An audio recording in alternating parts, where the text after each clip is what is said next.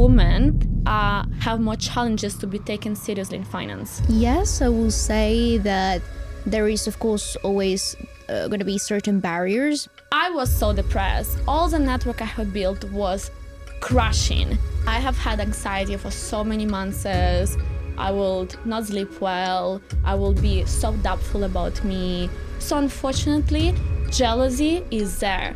And that's so sad. This is exclusive, okay? This is an exclusive. I was never expecting this. I go into the bathroom because it's full of mirrors. I tap Cruel Summer from Taylor Swift. And you're ready. This is Lisa Tyshchenko with no comment. Untold stories in finance. Keep it secret. Michela, welcome to No Comment. A pleasure to be here. I'm so excited to have you here because I feel like we have so much in common. We both work in digital assets. You are so successful. You're on stages, you're on panels. You have just been nominated like Best Woman in Finance in Italy. Super happy to have you here. First question. Did you expect that your career will be in digital assets? Never when I started, really, Lisa. I started my career in digital assets 5 years ago, and little did I know it was going to be as it is now. When I first started my career in finance, it was in banking, and I was looking for a challenge, really, because in banking everything is established, right? It's well established, and there is very little space where you can make an impact.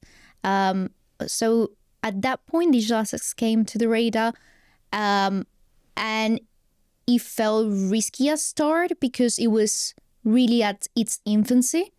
And wanting to work for a company like Binance, for example, 5 years ago, it was like working for Amazon, eBay, or Google at the .com era. There were no guarantees, right? So I decided to make the shift. I decided to give it a go to a few companies and interviews, and here I am today. And it's a space full of growth where it moves 10x faster than traditional finance. So you have the ability to, you feel challenged pretty much every single day. You have to keep up with so many products being created on a daily basis. And this is the beauty of it, the growth in it. Digital assets is, in my opinion, is no longer just an industry, it's a revolution. It's not a niche anymore. It's just the future of our global financial system. Let's talk about challenges. Have you ever thought it was a big mistake being in this industry any time of your career? Never. Since I joined, it was challenging, but I never thought it was a mistake. Again, because of that factor that I was able to contribute in every way into different products or different type of audiences and sectors. I always felt very involved, and I felt grateful for the opportunity to be in it. Yeah, I totally see your point, and I feel like very grateful as well. And as you said, we're having so many opportunities that in traditional finance, we would needed to wait so long. Like if I wanted today to become an associate director in wealth management, I had to wait maybe 10 years. Right. As soon as I entered in digital assets, I became an associate director, not just by title, but because of all responsibilities I was taking. I needed to deal with top clients, with top relationships, with big tickets of money. So I'm very happy. And the impact, right? You feel you're making more impact in this sector. But let's remember a second about FTX. What was the immediate reaction when that happened? Do you remember it? Oh, I remember it. No comment to that. But yeah, it was, I think the industry was quite shocked at then. But all the major players in the ecosystem at that time took the best of it. But we have black swans in every industry, right? Yeah. Even in TradFi. So we learn from it and we keep moving forward. I remember I was sitting with my colleagues in London office and I'm like, what's going on? And my colleagues, it's all going down to shit. And I'm like, oh, I just started. I started 2 weeks into crypto when this happened. Can you imagine how did I feel? Yeah, I can only imagine. And at that time, I mean, what were your first thoughts that you decided, wow, I'm gonna go back to another industry, or you decided to stay in? I decided to stay. Like, I just love challenges, as you say. But it was difficult times because I hate to say that, but a couple of times when I will write to clients, they will not answer me, they will ignore my questions, they will ask me to stop sending them like some sort of scams, because at the time I was like writing long messages. I wanted to explain why we had to meet, and it was a bit embarrassing, I will say. And I will never forget when I was in their offices and one client looked at me and he says, which kind of courage you have to be today in the office with me? And I felt so bad. I felt like, I was not belonging to the space. And, when you see so much negativity into the space from investors and you need to be the only one positive, it's pretty hard. But from a business point of view, think about it. If we were able to expand and develop ourselves independent in that moment, if business development was hard there, from there moving forward, then everything seems so easy compared with that point, right, in the career. I don't know So if you what see the was same. one lesson that you feel like you have learned navigating into the space? Flexibility, I would say, to stay as flexible as possible. When you first start in digital assets, you never think that flexibility will be so important in the equation. And as time passed by, I just realized how important it is just to be shapeless. Again, every day, something new will arise, both on the fundamental side of the market or just really internally, right? Because there is a new product being launched, and staying flexible is key to be okay with something being disrupted on a daily basis from any side of the chain. It could be from products to business development, and be okay with it, adapt, and keep moving forward. It's funny, Michela, because 3 years ago, we were in this industry and so many people were laughing at us, oh, you're in digital asset space, you're going to ruin your career, and so on. But now, so many people asking us for the jobs. What do you think about that? Yeah, I mean, I do agree with you that it has been quite a switch in sentiment, and there are so many professionals now from TradFi, from the banking sector, that want to join digital assets for the very first motive, right? As I said at the very start, is that growth, that opportunity, that aura of freshness of I can do something that is different from what I have been experiencing in the last 10 years. Let's talk about your career for a moment, because a few years ago you were just normal girl, being into finance, but now you speak on stages, webinars, panels. We've been on a panel together. That's Actually, I met you in House of Lords. That's sick. I think that was a good event. Yeah. So my question to you is, what one thing that you think people should understand about getting these opportunities? Is it a privilege or is it a hard work? It is definitely hard work and preparation. With panels, I started my career in public speaking a little well over 3 years ago. And at start, it was not because of privilege, it's because I was well prepared to transmit a message, an educational message, and that is what organizers and event organizers want from you, to truly make an impact in the audience. In terms of panels, I mean, if there is anyone who is listening to this podcast today that is looking at trying public speaking, trying panels, the first advice, of course, will be preparation, prepare.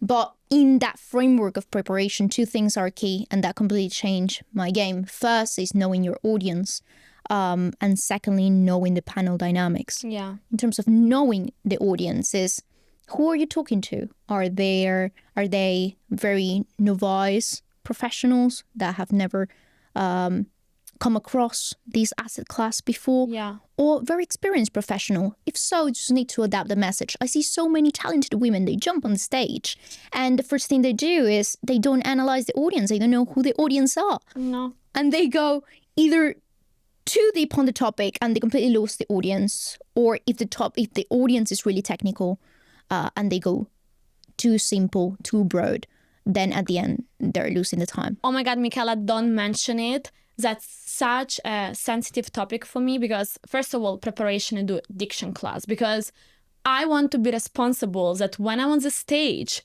I say my message well, with right energy, intonation, acknowledge. But you cannot imagine how many leaders I see that just go on the stage just because they're smart and they have certain titles, they talk. And then I look around to see the audience and they're so bored, literally looking to the phone. So what's the point? Correct. No, and also with the panel dynamics, this is something that you, Lisa, do very well as well. Oh. It's knowing who your moderator is. You have always been very well prepared at panels, and knowing, more importantly, who are your peers, who are your fellow speakers, so you're better in sync with them, right? You have an idea and you can project of which road will the conversation take. And that's the second tip I want to give to any female leader that wish to also try public speaking. Again, this is something you do well. You can read the panel dynamics in advance. That's so sweet of you. And I feel like another lesson that I have learned that it was very, very hard to learn. It's the power of storytelling. Like, these people who are sitting that at the conference, they're listening to so many speeches, to so many discussions, to so many numbers. But if you come with a real story, with something that happened, with something that is memorable, that's gonna be remembered and perceived well. Yes, it takes practice, but storytelling wins. Absolutely. Every workshop I have seen from your firm, from you are doing this exceptionally. Do you feel anxiety before going on stages? Not really lately. When I was first starting out, yes. Of course, it's the nervous of the first timers, but no. At this point, I feel excited to jump on a stage, to share knowledge, to be able to, as I said before, create an impact. I have sometimes anxiety, and my trick is to watch Taylor Swift. This is exclusive, okay? This is an exclusive, literally disclosed from Lisa today. So what do you do? Do you listen to her before, like? So I have a technique. Usually I'm in a hotel. I go into the... I was never expecting this. I go into the bathroom because it's full of mirrors. Then I put my phone. I tap Cruel Summer from Taylor Swift. And you're ready. I make up. I look at her.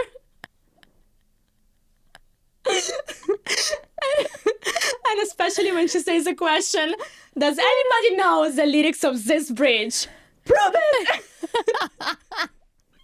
And I go on stage like that, you know? I want the audience to try this.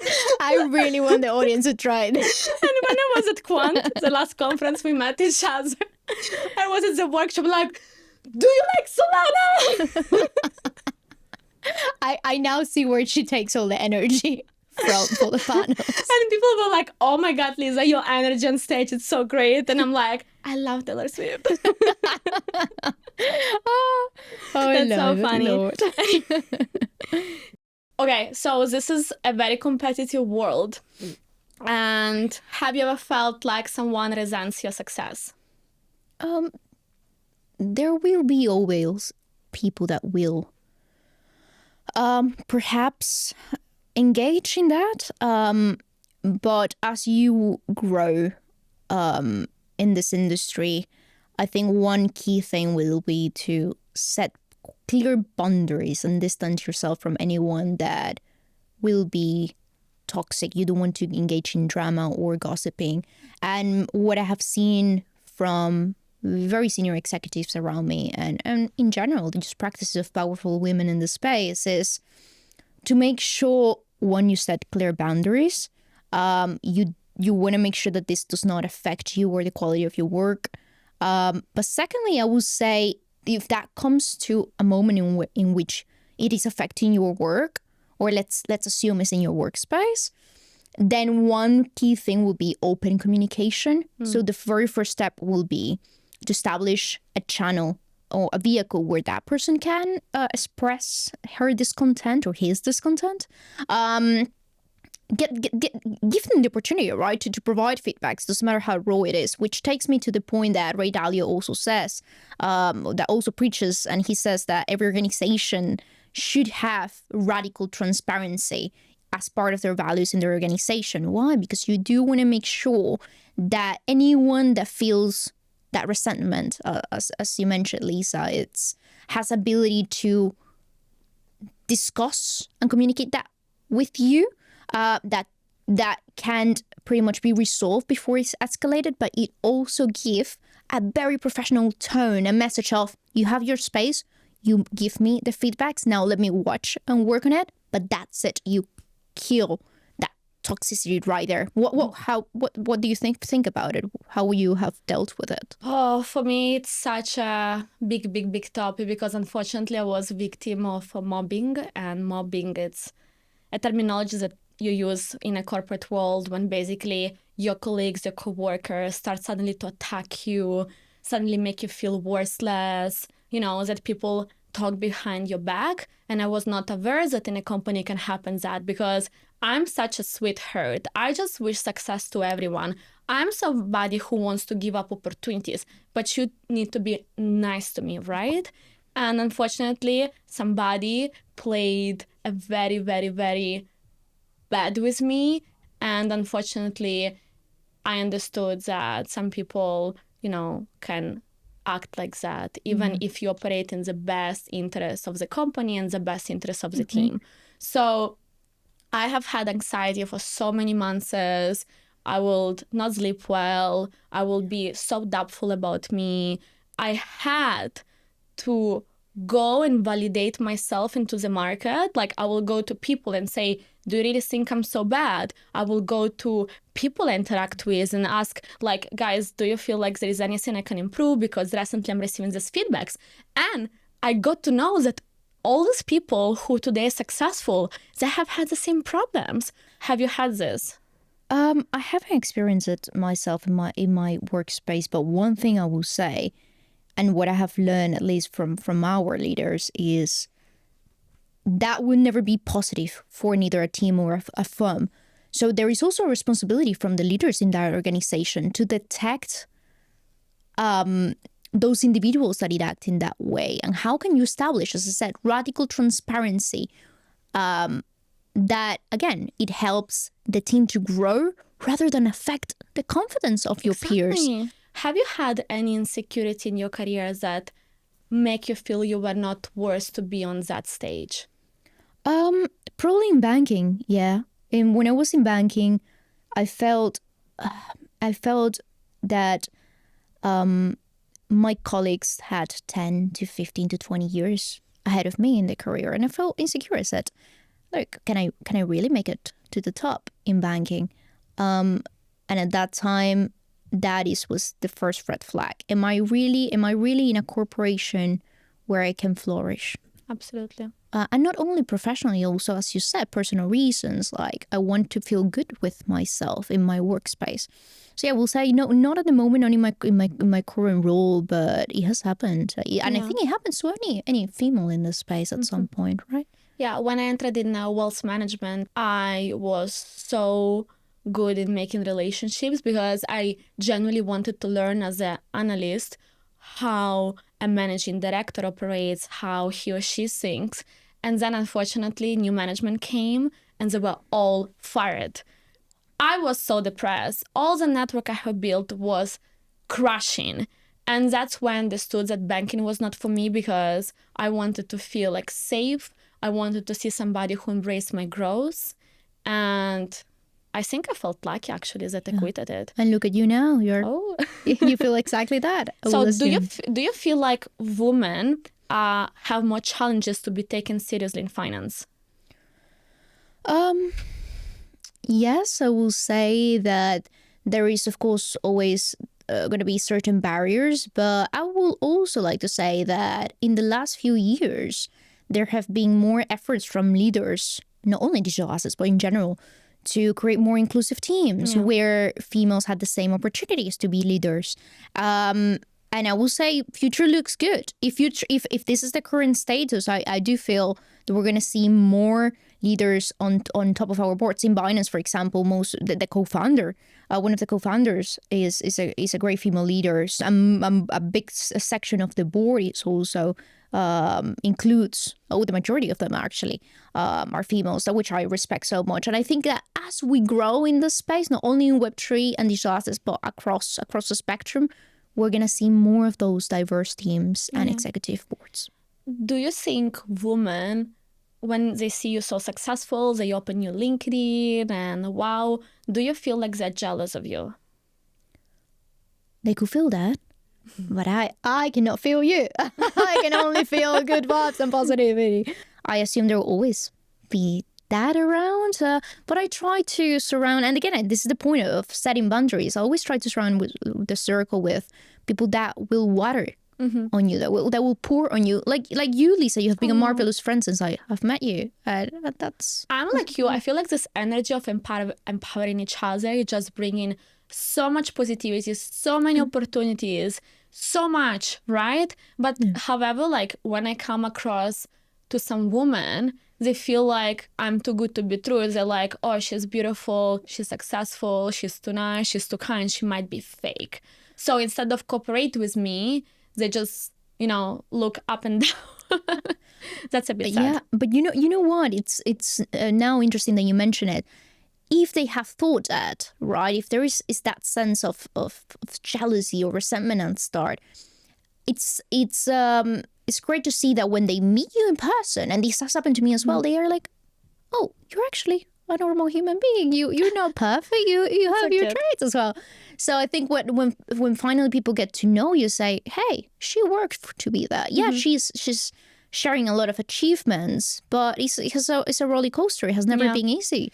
And I like some of the educational posts that you made, Lisa, because you do show the raw and difficult side of this space and their role. I mean, you have always, when I see your posts, you're not only sharing positive things and successes, you're also sharing, hey, this is a failure that I experienced and this is how I overcome it. Yeah, that's exactly right. I have had so many failures in my life that I cannot count them all. Michela, we manage our relationship 24/7. And I want to be precise before people freak out. We do sleep, but we manage relationships and it's very high demanding job, a lot of clients, institutional clients.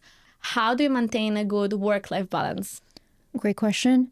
To start with, there will never be a 50-50 work-life balance. There will always be a blurred line, as I would like to call it.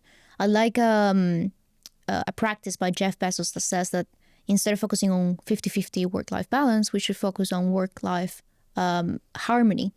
And that harmony is all about how can your personal habits and practices outside your work can create and nourish that energy that you will need throughout your day.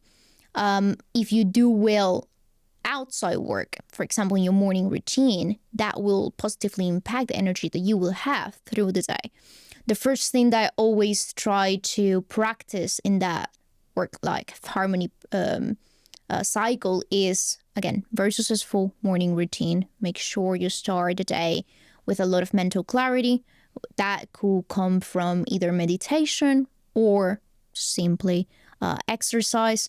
And then through the day, for me, is so important to also have moments in which, again, just take a break, meditate. For me, for instance, I like a lot Qigong. It's just to redirect my energy through my body. I just make sure I am balanced through the day because, again, as you said, Lisa, our work never sleeps and it's very high pressure, and you need to make a lot of very important decisions from the start, and mental clarity will be critical, and that's what defines high performers from the rest. To anyone that has ever struggled with work-life balance, I will say it's not an easy process, even though it seems like it. It took me almost 3 years to be in the place where I am today, where I feel comfortable about my personal practices, and I'm still tweaking and refining. And when I think that the key question that everyone must make are two. Is my energy good throughout the day, or am I having like really just rush of energy, and then I feel down again. That's the first question, is how is your energy throughout the day? And the second is, how are your outcomes? If you're able to sustain your energy throughout the day, from the very start, from the very moment you open your laptop to the very end when you go to sleep, if you are also able to produce the best outcome in your work, then you know that you have reached a sweet point in that work-life balance. How would you see it, Lisa? I'm so lucky that I never had problems with work-life balance and I manage my stress well. Personally, what works for me is, like, if I travel, for instance, I make sure that I have a hotel with a gym. Like, gym has been extremely super useful tool for me to be so motivated during the day. Like, in the evening, I love going to spa, for instance. But besides that, I think the secret is to focus what you're really good at and what you're really passionate about, and then it just go easier. My real problems that I'm dealing with is how to deal with toxic people, because we all have energy draining, toxic, annoying people around us, and I'm very turned off by them. And I feel like I need to work on how to manage those relationships. Yeah, and that's, I think you hit the nail on that. Like, so important how those people can affect your energy, and you need that energy for creation, right? You need that energy to produce your best work. So yeah, I would say people underestimate the power of energy and the power of focus. Focus is the best currency in our era. So I would say once we have mastered those two, the future is a lot brighter. Precious moment has arrived, because no comment is coming where I'm asking the most unfiltered, wanted question to you. Your job is to answer and be honest, or you can just click on the no comment and ignore it. So Excellent. are you ready? Excellent, I'm ready. So this is for you. Excellent. Just turn it to. There you go. That's it. Okay. The first one, I feel like not a lot of people will understand, but me and you, we really know what we are talking about, and I'm gonna test your loyalty. So, ETF in crypto or exchange in crypto? That's so bad. Oh, the answer is yes for some type of clients and no for others. I mean, it depends on the type of clients. Oh, Lord. I would say no comment, just because it requires knowing the audience and the clients. Okay, love it. Be honest. Did you ever invest in a shitcoin? No. How? No. I stay away. I'll stay away from I them. love it. Okay, Dogecoin to the moon or straight to the grave? Dogecoin. Yeah.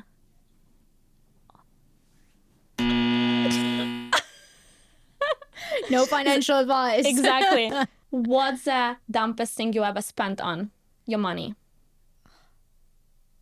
Probably trips that I never take because my work is too demanding. If crypto collapsed tomorrow, what's your plan B? Probably return into banking, I will say, if I'm being Back honest. again. And back to banking. I mean, I doubt crypto will disappear, but banking has always been close to heart. Were you ever close to fall into a Ponzi scheme during your career? No. Oh, I fell into one. Because of my mom. Like, she was so fucking annoying, calling me every day, like, Lisa, this platform give you 1% per day.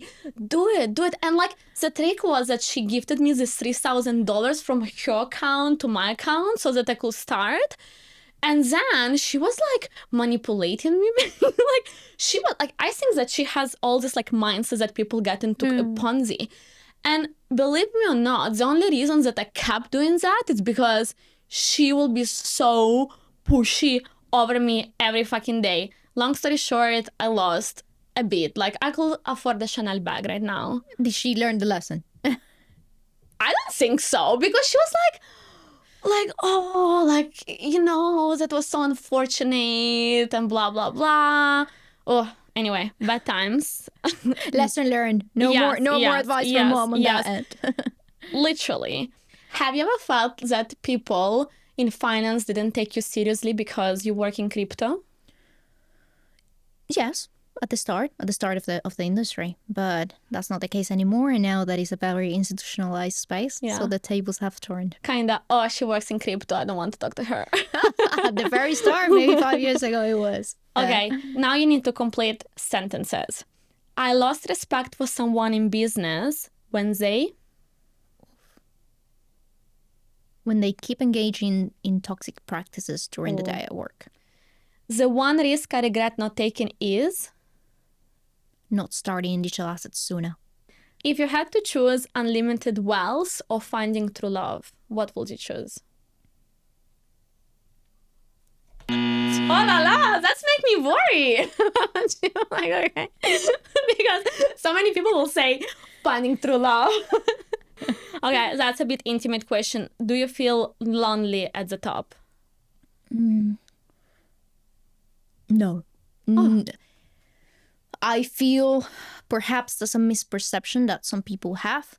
I would like to achieve that mindset, because when you're at the top, you also have access to a network you didn't have before, and many of the people that you will meet at that stage will bring you so much value at that stage of life. And I'm not speaking about financial value. Yeah. Is that you're in another level now, so you get more refined advice from people that have made it even more on top than you, right? So you have access to a very beautiful network that you didn't have before, and your circle becomes more refined, perhaps more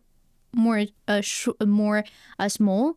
But again, that size also allows you to even produce your best work and grow a lot faster. What do you think, Lisa?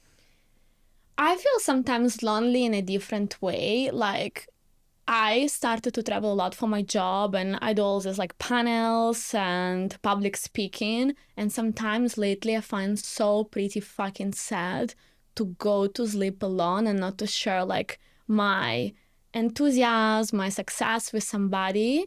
And that's where I feel like a bit lonely. Well, this is key. I think not many people understand that as you grow in your corporate job, and generally as you grow in life, they need to be okay and supportive with you being in that phase, right? And I have heard about that before, where perhaps some people feel that you have sacrificed them, but actually no, they are still being wonderful people in your life. It's just that you now require another level of understanding from them. They need to also understand that, hey, I'm flourishing. Just give me your best love, even if perhaps we're not in touch as much. I don't know if it has happened to you. Yeah. But Anyway, last question. You're always on stage. You're a woman. You look beautiful. Come on, you do shopping. You invest into beauty. How much do you spend per month? I would say, wow, I wasn't expecting that. I don't spend too much on beauty per month. Right? What is not too much? I probably like vitamins every month. Oh, well, I spend a lot of biohacking, but biohacking is not beauty. Yeah, I would say I don't spend much on beauty. Biohacking, otherwise, yeah, I do. Okay, love it, love it, love it. Michela, you survived the no comment section. I'm so, so proud of you. Yes. Before closing, one final question. You're always on the go. What's the exciting project you're working for right now, or what is next for you? So I'm pretty excited about the products we're building at the moment. We're collaborating with a lot of banks. And yeah, I think that the future, as I said, is looking good on this side of the spectrum, at least. I'm excited for the years ahead. I think the next 5 years, we're going to experience substantial institutional adoption. Yes. Finally, exactly. And yeah, looking forward to keep working with you, Lisa, in the same sector. Yes. And let's see what life brings. I feel like one day I'm going to enter in one of the hotels. I'm organizing my institutional investor event, and you're going to be like in the next room. And people will be like, shall I go into ETF or into exchange? I would say to them, look, there's a space for you in both. Yeah. Anyway, Michela, that was amazing. Where people can follow your journey? LinkedIn mostly. Okay, perfect. I'm going to leave the link. Thank you so much. It has been a pleasure. Thank you, Lisa.